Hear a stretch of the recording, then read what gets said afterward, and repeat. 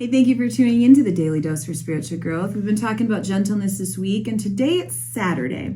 Sometimes we like to talk about Saturday as Soak It Up Saturday, and we're talking about the Word of God. You know, on the weekend, sometimes we're extra busy. True, but sometimes we also have a little bit more time as we're maybe not at work or we don't have the normal schedule issues that we do throughout the week.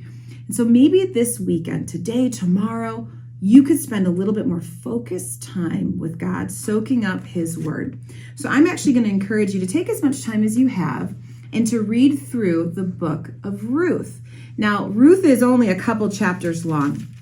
It is 4 chapters long, succinct, couple pages in the Bible, but it's a beautiful snapshot of a portion of someone's life, this woman named Ruth. It talks about her as she married a man, and some tragedy struck her household, and her husband died, her father-in-law died, and suddenly she finds herself alone with her mother-in-law and her sister-in-law.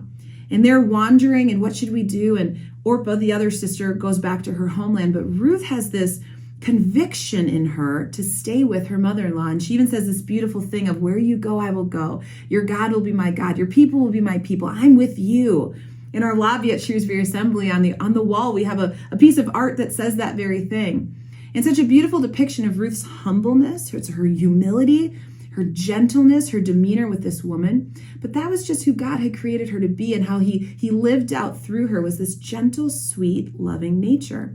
But as you fast forward through her life, now as a widow, which is a huge struggle back in those days especially, she's a very vulnerable person, away from her homeland, away from her family, following Naomi. And yet we see that God orchestrates this kinsman redeemer, this man from her family's lineage, that she can be redeemed and marry even later in life, which is a beautiful sign of redemption in this story. But I want you to note, as you read through the book of Ruth, the way in which Ruth interacts with Boaz, this man. We see her act with such gentleness. She doesn't assume anything. She doesn't come in force. She's not a flirt. She's not coming in and trying to get his attention in a strong way, but instead with humility, with meekness, with gentleness. She listens to the wisdom of her mother-in-law, and she goes to him with kindness, service, and love. Read through the story of Ruth today and see how God's gentleness towards us is exhibited through Ruth's gentleness towards Boaz.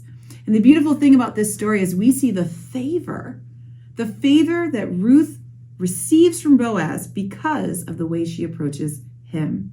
Think about that as you interact with the Father today, as you interact with him, as we go to God with gentleness, not assuming he has to, not assuming he's going to fix everything because we don't want to lift a finger. No, but we go to him with a humility and a love and adoration that we know, just like Boaz, he is our kinsman redeemer, and he can bring redemption to our life.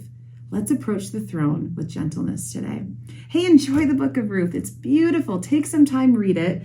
We'll see you tomorrow at Shrewsbury Assembly as we finish out with the last fruit of the Spirit, self-control. Woo! It's going to be a goodie, right? But we hope to see you there, either in person or online. Otherwise, on Monday, we'll see you again for another Daily Dose for Spiritual Growth.